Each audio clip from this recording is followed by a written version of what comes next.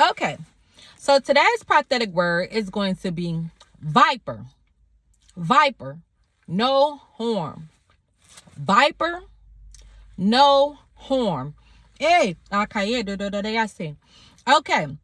So today we're going to be coming out of Acts chapter 27. Hey. Now, before I begin, I always like to give us like a background so we can kind of get an understanding of what we're reading, who we're talking about, and what's going on. Hey, so today we're actually going to be going through Acts chapter 27 as well as Acts chapter 28. Hey, so of course we're going to start with Acts 27 first. Hey, so in Acts 27, before I start reading, it's important for us to know that we are talking about Paul. We're going to talk about Paul. So Paul is a great apostle of God. Paul is a great apostle of God. Hey, he is also a man who has been thrown in prison multiple times. Hey, he's faced trial and conviction. He's also a Roman citizen. Hey, and in Acts chapter 27, we're going to be talking about how Paul is going through legal battles. He is going through legal battles. So Paul is a man who had legal battles. Hey, and we're going to be talking about how Paul was traveling to Caesar Augustus. Caesar Augustus is a Roman emperor. Hey, so he's over everything. Hey, I see. So in this chapter, Acts 27, we're going to be talking about how Paul is taking his own legal matters into his own hand. He's traveling to Caesar. He's trying to get to Caesar, hey, so that he can take care of some legal matters. Hey, so he's taking legal matters into his own hands. Hey, okay. So that's just like a background, so we can already have kind of like an understanding of what we're getting into today. Hey, okay. So as I stated, we're going to be coming out of Acts chapter 27. Hey, and bear with me today. I'm sorry. Bear with me. Hey, because there is going to be a lot of revelation. This is a heavy word. This is a baby here. Hey, okay. And if you see me shifting between my notes, I have a ton of notes today. Hey, okay. So I will start reading. Okay. I will start reading. It's Acts chapter 27. And when it was decided that we should sail for Italy, they delivered Paul and some other prisoners to a centurion of the Augustan cohort named Julius. And embarking in a ship of Adramyttium, which was about to sail to the ports along the coast of Asia, we put to sea, accompanied by Archias, a Macedonian for Thessalonica. The next day we put in at Sidon, and Julius treated Paul kindly and gave him leave to go to his friends and be cared for.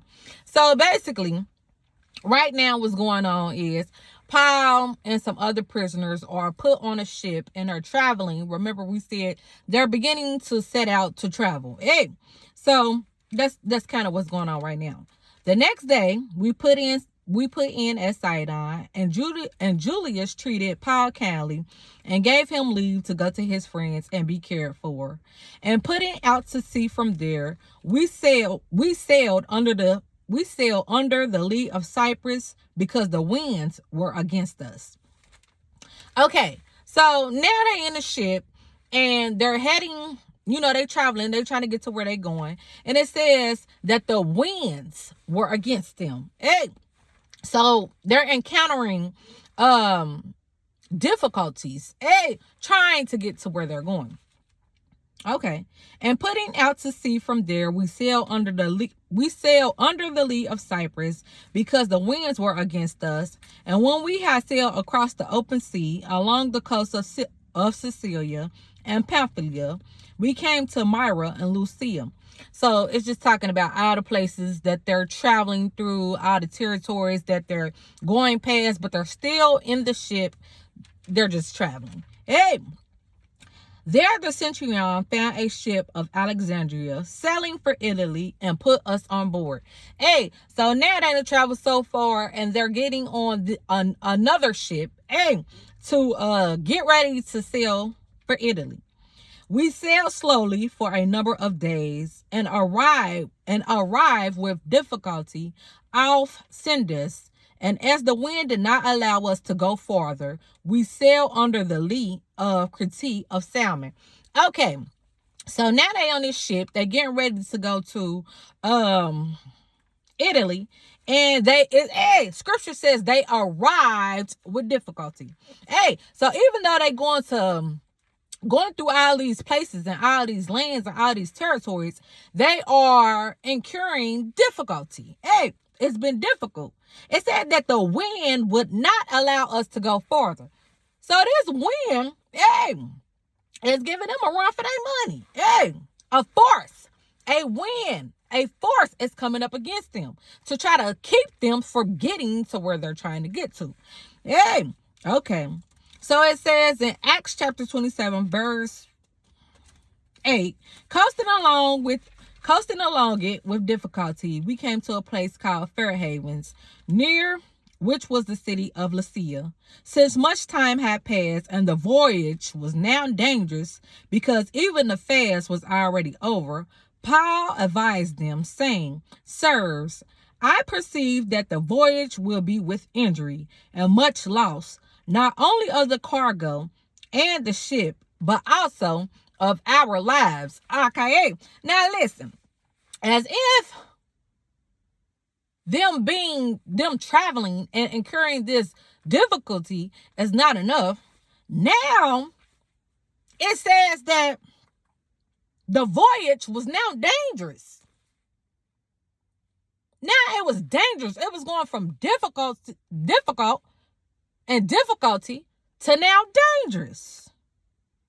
So Paul is a great man of wisdom, a great man of God, a great apostle of God, and he has wisdom. He also has perception, because it says in Acts chapter 27, verse 10, this is Paul speaking.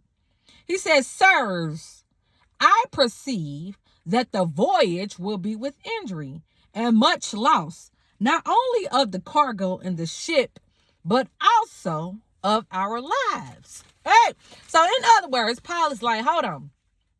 This thing has gotten so dangerous that now I perceive that our life is in danger. Hey, not only this ship that we're on, we shouldn't only be worried about this ship and the cargo and everything that's on here, but we should also be concerned about our lives, because I'm concerned that this voyage is going to cause injury, not just to the ship, but also to our lives. Our life is in danger. It says in Acts chapter 27, but the centurion paid more attention to the pilot and to the owner of the ship than what to Paul said. So the centurion, someone, who's on the head of the ship, it said, but the centurion paid more attention to the pilot. So he wasn't even paying attention to what Paul was saying. He wasn't listening to the wisdom and the thoughts and the perception of Paul. But he had put his faith in the pilot. But the centurion paid more attention to the pilot and to the owner of the ship than to what Paul said. Oh, but because he was the owner of the ship, he put his faith in him. Hey, no, y'all still. But the centurion paid more attention to the pilot and to the owner of the ship than to what Paul said. And because the harbor was not suitable to spend the winter in, so, pause. They couldn't spend the winter. They could not spend the winter there, because of the conditions of the harbor. And because the harbor was not suitable to spend the winter in, the majority decided to put out to sea. So because it wasn't safe to stay there, they decided we still gonna get on the ship anyway, and keep going. And because the harbor was not suitable to spend the winter in, the majority decided to put out to sea from there. And on the chance that somehow they could reach Phoenix, a harbor of Crete, facing both southwest and northwest, and spend the winter there. So they was trying to get to another location. Now, when the south wind blew gently, supposing that they had obtained their purpose, they weighed an anchor and sailed along creek. Close to the shore. So now when they are setting out now, it appears as the wind blowing gently. Okay, y'all, we think the wind coming down. Come on, let's go while we got the chance. Now, when the south wind blew gently, supposing that they had obtained their purpose, okay, I think it's safe for us to go now. They weighed an anchor and sailed along creek, close to the shore. But soon a tempestuous wind called the northeaster struck down from the land. Hold on. Put a pause here. So now they have decided to get on this boat, and the wind was just fine. But suddenly, a tempestuous wind hits the land. Soon as I get out here on this water, this wind is start acting a fool and going crazy again. A tempest is a strong wind. But soon a tempestuous wind called the northeaster struck down from the land, and when the ship was caught and could not face the wind, we gave way to it and were driven along. So now this wind has gotten so out of control and is so strong. Now let's visualize this. They're on a ship. And first they're smooth sailing. But suddenly the wind is rough and woo, woo, woo. It's blowing hard, and you can only imagine the ship and the cargo. And it says that they were caught up. So now basically, long story short, the wind is in control. So now they just being driven wherever the wind taking them. Whoosh, whoosh, whoosh. They just being thrown everywhere. And when the ship was caught up and could not face the wind, the ship had nothing on the wind. And when the ship was caught up and could not face the wind, we gave way to it and were driven along. Running under the lee of a small island called Cauda, we managed with difficulty to secure the ship's boat. After hosting it up, so now about time they done got thrown all around somewhere. Somehow, they're still trying to control the ship. So somehow, by the grace of God, they're able to secure the ship. And now, they are off in Cauda to the side. So now they all hosting it up. We about to get off of this thing. They hosting it all up, tying it up so they don't lose the shit. After hosting it up, they used supports to underground the ship. Then, fearing they would run aground on the Citrus, they lowered the gear, and thus they were driven along. Since we were violently storm-tossed, they began the next day to jettison the cargo. So this wind, I say, has shook them up. We about to get on over here to the quickest land we could see. We about to host this thing up. We've been storm-tossed. My neck hurt. I'm in pain. We've been thrown all around. We about to park this. So they park it, they holster it all up, and the next day, it says, since we were violently storm-tossed, they began the next day to jettison the cargo. And on the third day, they threw the ship's tackle overboard with their own hands. When neither sun nor stars appeared for many days, and no small tempest lay on us, all hope of our being saved was at last abandoned. So now, It says when neither the stars nor Aka, when neither the sun or the stars appear for many days, and no small tempest lay on us, all hope of our being saved was at last abandoned. So now they on this land,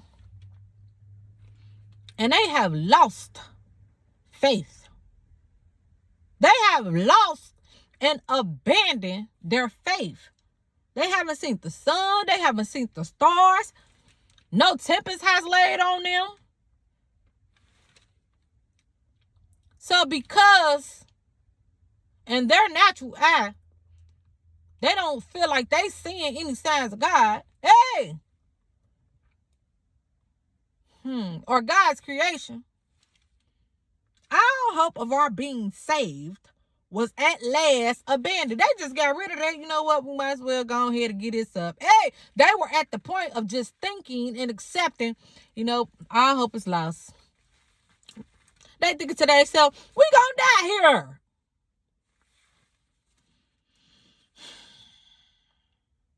Now, why was they thinking that? Thank you, Lord. It says in Acts chapter 27, verse 21.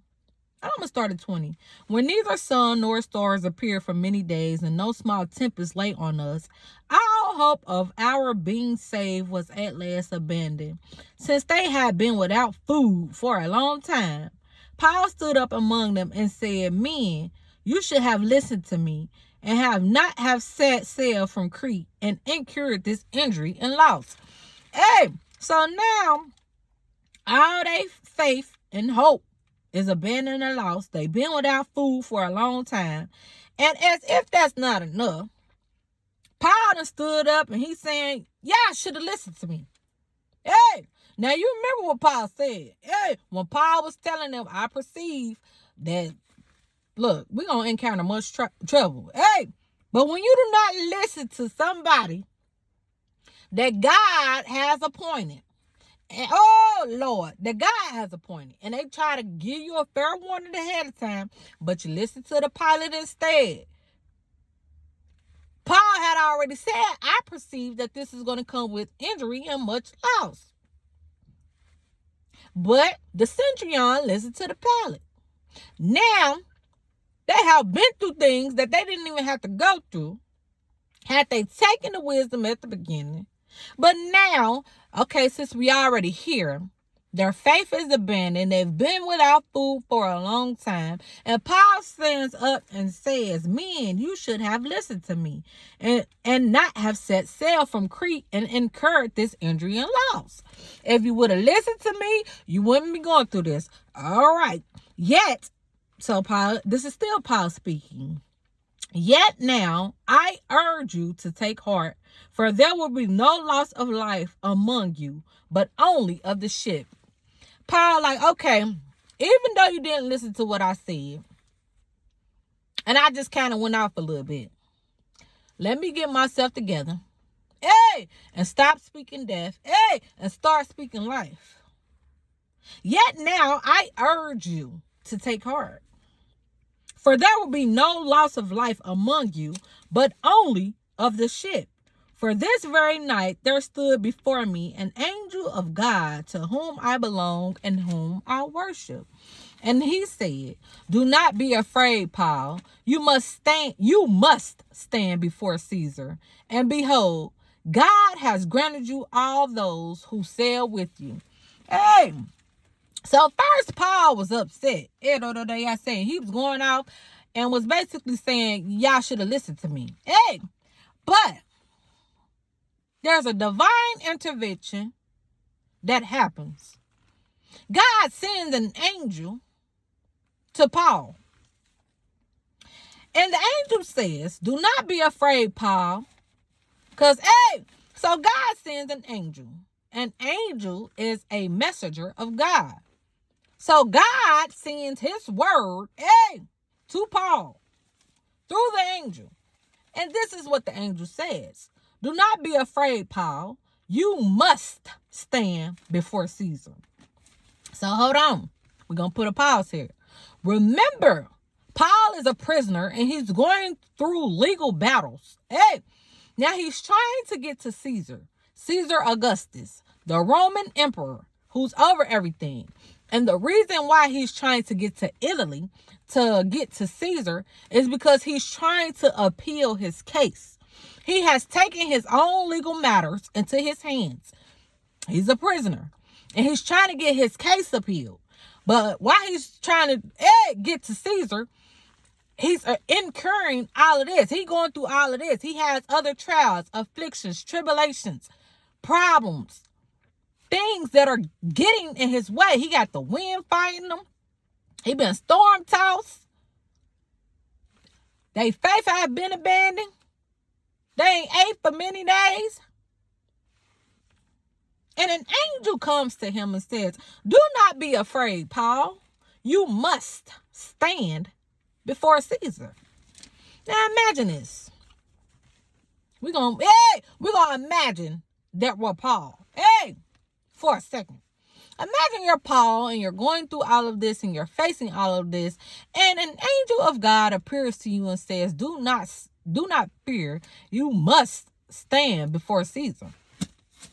I know Paul had to be thinking like, you must not know everything I've been going through.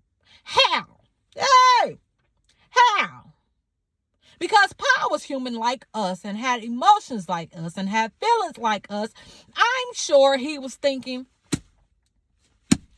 you must ain't seen what's been going on. How? Nevertheless, I won't tell you what I'm thinking. And he said, do not be afraid, Paul. You must stand before Caesar. You must stand before Caesar. You must stand before Caesar. See, when it's coming from God, you must stand before Caesar. And behold, God has granted you all those who sail with you. So the angel says, do not fear. You must stand before Caesar. And the angel was in so many words saying, God has granted you your life. You will not lose your life. And not only that, God has granted you all those, everybody else, the other prisoners and your friends that surround you. God has granted you all those who sail with you, them too. God's not only going to keep you, but he's going to keep all those who are around you. So take heart, men, for I have faith in God. So this is Paul speaking. So take heart, men, for I have faith in God that it will be exactly as I have been told. So take heart, men, for I have faith in God that it will be exactly as I have been told. God spoke that to me. Let me do a part 2.